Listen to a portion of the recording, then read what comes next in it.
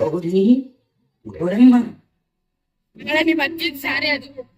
ಆಟವಾಡಿದ್ದು ಸಾಕು ಬಂಗಾರ. ಈಗ ಊಟದ ಸಮಯ ಆಗಿದೆ. ಬಾಕಲ್ಲ, ಊಟ ಮಾಡು.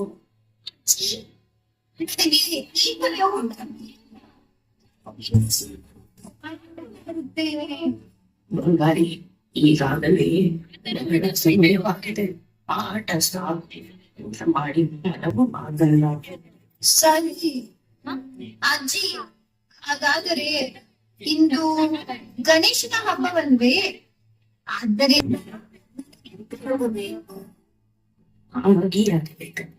ಕರುಬು ತರುತ್ತೇನೆ. ಅಜ್ಜಿ, ಅಜ್ಜಿ ಚಂದ್ರಗ್ರಹಣವನ್ನು ತೋರಿಸುತ್ತಾ ದಿನ ಊಟ ಮಾಡಿಸುವಂತೆ ಇಂದು ಕೂಡ ಚಂದಿರನನ್ನ ತೋರಿಸಿ ಊಟ ಮಾಡಿಸುವ. ಇಂದು ಗಣೇಶನ ಹಬ್ಬವಾದ್ದರಿಂದ ಚಂದಿರನನ್ನು ನೋಡಬಾರದು ಕಂದ. ಗಣೇಶನ ಹಬ್ಬದಂತೆ ಚಂದಿರನನ್ನ ಏಕೆ ನೋಡಬಾರದು ಅಜ್ಜಿ? ಗಣೇಶನ ಹಬ್ಬದಂದು ಚಂದಿರನನ್ನು ಯಾರು ನೋಡುತ್ತಾರೋ ಅವರಿಗೆ ಏನಾದರೂ ಒಂದು ರೂಪದಲ್ಲಿ ಅಪವಾದ ಬರುತ್ತದೆ. ಆದ್ದರಿಂದ ಹಬ್ಬದ ದಿನ ಯಾರು ಚಂದಿರನನ್ನು ನೋಡುವುದಿಲ್ಲ.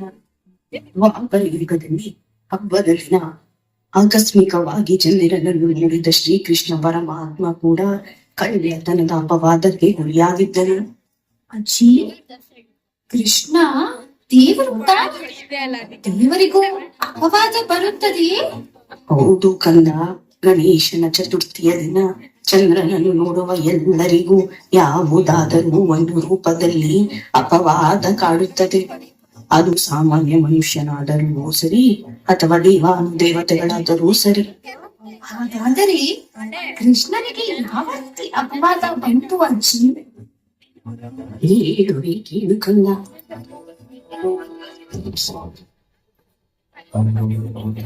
ಪರಯುಗದಲ್ಲಿ ಸತ್ರಾಜಿತ ರಾಜ ಋಷಿ ಸೂರ್ಯನನ್ನು ಕುರಿತು ತಪಸ್ಸು ಮಾಡುತ್ತಾನೆ. ಸತ್ರಾರ್ಜಿತನ ತಪಸ್ಸಿಗೆ ಮೆಚ್ಚಿದ ಸೂರ್ಯದೇವನು ಸಮಂತಕ ಎಂಬ ಅಪರೂಪದ ಮಣಿಯನ್ನು ಸತ್ರಾಜಿತನಿಗೆ ವರವಾಗಿ ನೀಡುತ್ತಾನೆ. ವರವಾಗಿ ಸಿಕ್ಕ ಸಮಂತಕ ಮಣಿಯಿಂದಾಗಿ ಇಡೀ ರಾಜ್ಯವು ಅತ್ಯಂತ ಸುಭಿಕ್ಷೆ ಹಾಗೂ ಸಕಲ ರೀತಿಯ ಐಶ್ವರ್ಯ ಸಂತೋಷದಿಂದ ಕೂಡಿ ಸಂಪದ್ಭರಿತವಾಗಿತ್ತು. ಸತ್ರಾರ್ಜಿತನ ಬಳಿ ಸಮಂತಕ ಮಣಿ ಇರುವ ವಿಚಾರ ತಿಳಿದ ಶ್ರೀಕೃಷ್ಣ ಪರಮಾತ್ಮ ಸತ್ರಾರ್ಜಿತನ ಬಳಿ ಸಮಂತಕ ಮಣಿ ಇರುವುದು ಅಷ್ಟು ಸುರಕ್ಷಿತವಲ್ಲವಾದ್ದರಿಂದ ಮಣಿಯನ್ನು ರಾಜ ಉಗ್ರಸೇನನಿಗೆ ಒಪ್ಪಿಸುವಂತೆ ಸತ್ರಾರ್ಜಿತನಿಗೆ ತಿಳಿಸುತ್ತಾನೆ. ಕೃಷ್ಣನ ಈ ಮಾತನ್ನು ತಿರಸ್ಕರಿಸಿದ ಸತ್ರಾರ್ಜಿತ ಸಮಂತಕ ಮಣಿಯನ್ನು ಸುರಕ್ಷಿತವಾಗಿ ಇಟ್ಟುಕೊಳ್ಳುವುದು ನನಗೆ ಗೊತ್ತಿದೆ, ಅದನ್ನು ಯಾರಿಗೂ ನೀಡುವುದಿಲ್ಲ ಎಂದು ನೇರವಾಗಿ ಹೇಳುತ್ತಾನೆ. ಒಂದು ದಿನ ಸತ್ರಾರ್ಜಿತನ ತಮ್ಮ ಪ್ರಸೇನನು ಸಮಂತಕ ಮಣಿಯನ್ನು ಧರಿಸಿ ಬೇಟೆಯಾಡಲು ಕಾಡಿಗೆ ತೆರಳುತ್ತಾನೆ. ಆತನ ಬಳಿಯಿದ್ದ ಮಣಿಯನ್ನು ಕಂಡ ಸಿಂಹವನ್ನು ಆತನನ್ನು ಕೊಂದು ಮಣಿಯನ್ನು ತೆಗೆದುಕೊಳ್ಳುತ್ತದೆ. ಸಿಂಹದ ಬಳಿ ಯಾವುದೋ ಅಪರೂಪದ ಮಣಿ ಇದೆ ಎಂಬುದನ್ನು ಕಂಡ ಜಾಂಬವಂತ ಸಿಂಹವನ್ನು ಕೊಂದು ಸಮಂತಕ ಮಣಿಯನ್ನು ಅಪಹರಿಸುತ್ತಾನೆ. ಹೀಗೆ ಕೆಲವು ದಿನಗಳು ಕಳೆದರೂ ಬೇಟೆಗೆ ಹೋದ ತನ್ನ ತಮ್ಮ ಪ್ರಸೇನನು ಇನ್ನೂ ಏಕೆ ಬರಲಿಲ್ಲ, ಅವನಿಗೆ ಆದರೂ ಅಪಾಯ ಬಂದಿರಬಹುದೇ ಎಂದು ಸತ್ರಾರ್ಜಿತ ಚಿಂತಾಕ್ರಾಂತನಾಗುತ್ತಾನೆ. ಶಾಂತಕಮಣಿಗಾಗಿ ಶ್ರೀಕೃಷ್ಣನೇ ತನ್ನ ತಮ್ಮನನ್ನು ಕೊಂದಿದ್ದಾನೆ ಎಂದು ಅಪವಾದ ಹೊರಿಸುತ್ತಾನೆ. ಮಾಡಿದ ತಪ್ಪಿಗೆ ಅಪವಾದ ಹುಟ್ಟ ಶ್ರೀಕೃಷ್ಣ ಕಳ್ಳತನದ ಅಪವಾದದಿಂದ ಮುಕ್ತನಾಗಬೇಕು ಎಂದು ತೀರ್ಮಾನಿಸಿ ನಾಪತ್ತೆಯಾಗಿರುವ ಸ್ಯಮಂತಕ ಮಣಿಯನ್ನು ಹುಡುಕಲು ಕೆಲವು ಜನರೊಂದಿಗೆ ತಾನೇ ಕಾಡಿಗೆ ತೆರಳುತ್ತಾನೆ. ಸ್ಯಮಂತಕ ಮಣಿಯನ್ನು ಹುಡುಕಿಕೊಂಡು ಬಂದ ಶ್ರೀಕೃಷ್ಣನಿಗೆ ಕಾಡಿನಲ್ಲಿರುವ ದೊಡ್ಡ ಗುಹೆಯೊಂದರಲ್ಲಿ ವಾಸವಿದ್ದ ಜಾಂಬವಂತನ ಬಳಿ ಸ್ಯಮಂತಕ ಮಣಿ ಇರುವುದು ತಿಳಿಯುತ್ತದೆ.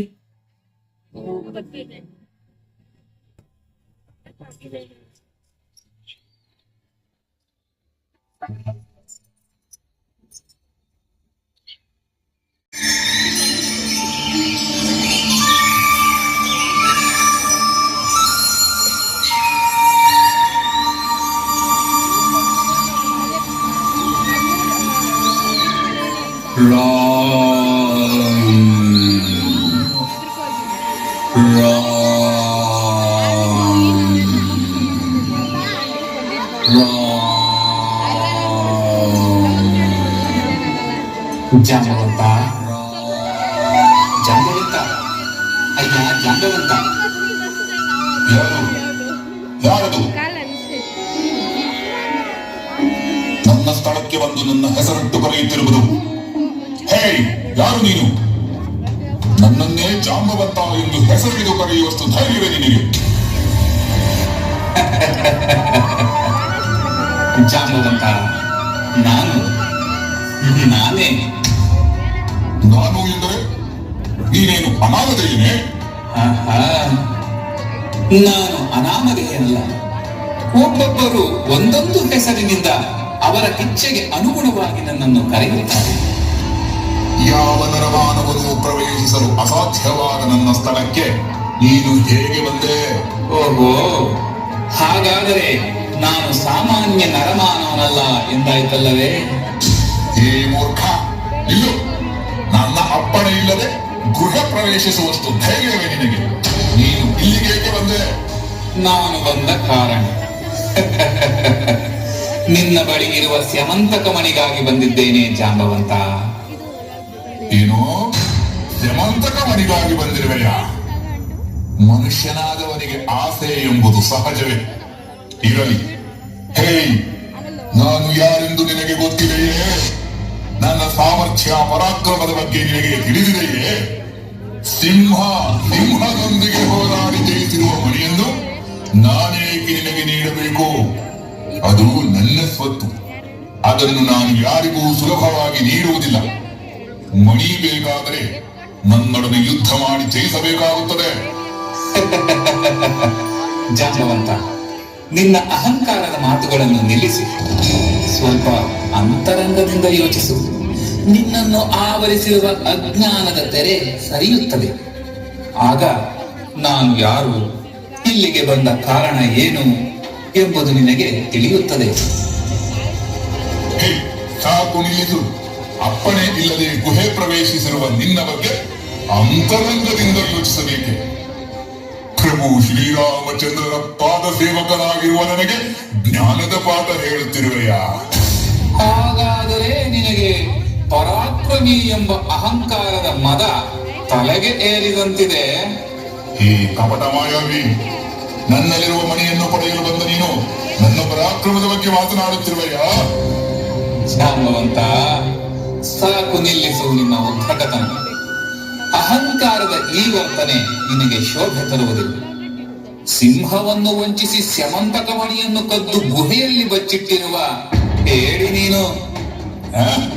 ನಿನ್ನ ಈ ಮಾತುಗಳಿಂದ ನಾನು ಭಯಪಡುವುದಿಲ್ಲ. ನಿನ್ನ ಈ ವಂಚನೆಯ ಮಾತುಗಳಿಂದ ಸ್ಯಮಂತಕ ಮಣಿಯನ್ನು ನನ್ನಿಂದ ಪಡೆಯಲು ಸಾಧ್ಯವೇ ಇಲ್ಲ. ನಿನಗೆ ಹೇಗೆ ಬುದ್ಧಿ ಕಲಿಸಬೇಕೆಂದು ನನಗೆ ಗೊತ್ತಿದೆ. ಓಹೋ ಜಾಂಬವಂತ, ಅಹಂಕಾರದಿಂದ ಮೆರೆಯುತ್ತಿರುವ ನಿನಗೆ ಹೇಗೆ ಪಾಠ ಕಲಿಸಬೇಕೆಂಬುದು ನನಗೂ ತಿಳಿದಿದೆ.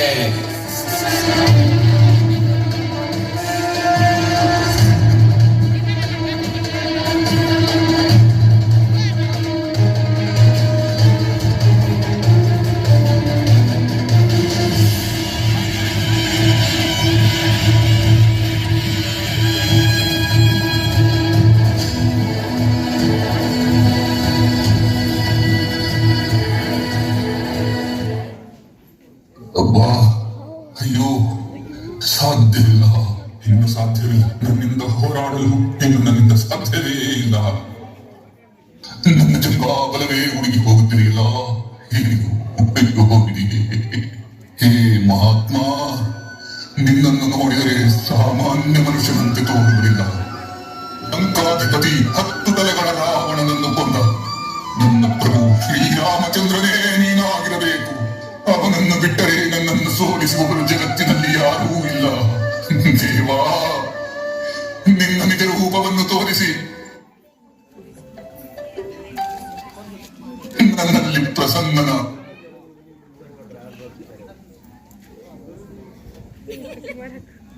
ಪ್ರಸನ್ನನಾದ ಸ್ವಾಮಿ.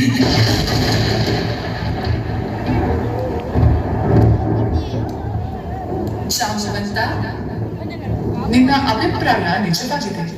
ನಿನ್ನೊಂದಿಗೆ ಹೋರಾಟ ನಡೆಸುತ್ತಿರುವುದು ಬೇರೆ ಯಾರೂ ಅಲ್ಲ, ನಿನ್ನ ಆರಾಧ್ಯ ದೈವ ಸಾಕ್ಷಾತ್ ಶ್ರೀರಾಮಚಂದ್ರ ಪ್ರಭುಗಳೇ. ತ್ರೇತಾಯುಗದಲ್ಲಿ ಶ್ರೀರಾಮಚಂದ್ರರೊಡನೆ ಹೋರಾಟ ಮಾಡಬೇಕೆಂಬ ನಿನ್ನ ಕೋರಿಕೆಯಂತೆ ಈ ದ್ವಾಪರ ಯುಗದಲ್ಲಿ ಶ್ರೀಕೃಷ್ಣನಾಗಿ ಅವತರಿಸಿ ನಿನ್ನೊಡನೆ ಹೋರಾಡಿದ್ದಾರೆ.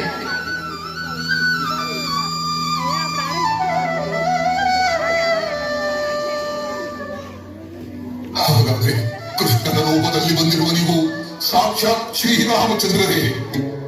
ರಾಮ, ಶ್ರೀರಾಮ ಅವತಾರ ಪುರುಷರಾದ ನೀವು ಯಾರೆಂದು ತಿಳಿಯದೆ ತಪ್ಪು ಮಾಡಿದ್ದೆ. ಈ ಅಜ್ಞಾನಿಯನ್ನು ಕ್ಷಮಿಸಿ ಪ್ರಭು, ಕ್ಷಮಿಸಿ.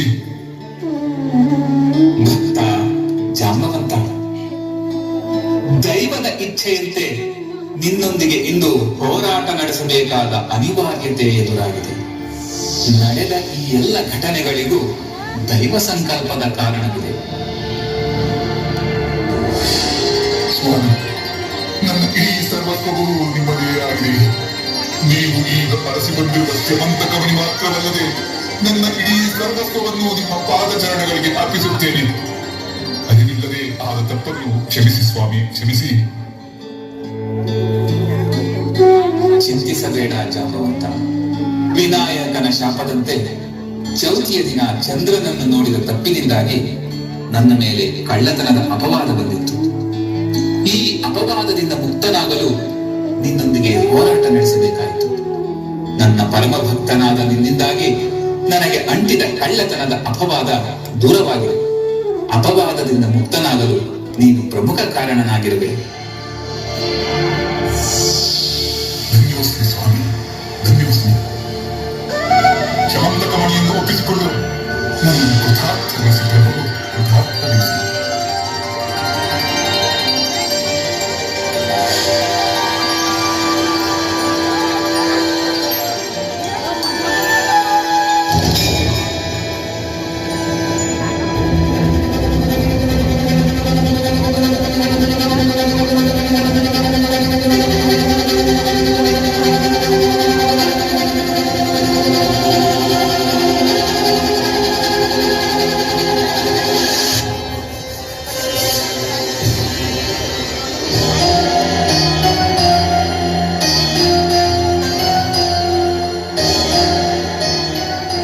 ಅಜ್ಜಿ, ಹಾಗಾದರೆ ನಾನು ಸಹ ಚಂದ್ರನನ್ನ ನೋಡಿದ್ದೀನಲ್ಲ, ನನಗೂ ಏನಾದರೂ ಅಪವಾದ ಬಂದರೆ?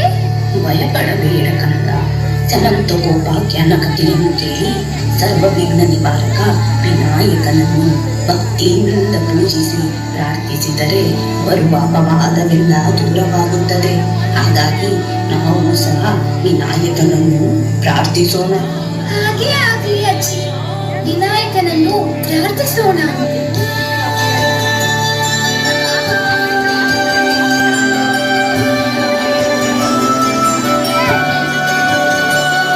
ಮುದಾಕರಾತ ಮೋದಕಂ ಸದಾ ವಿಮುಕ್ತಿ ಸಾಧಕಂ.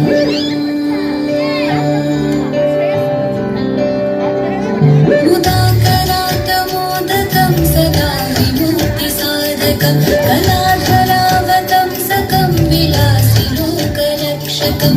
ಅನಾಯಕೈಕನಾಯಕಂ ವಿನಾಶಿತೈರ್ಭದೈತ್ಯಕಂ.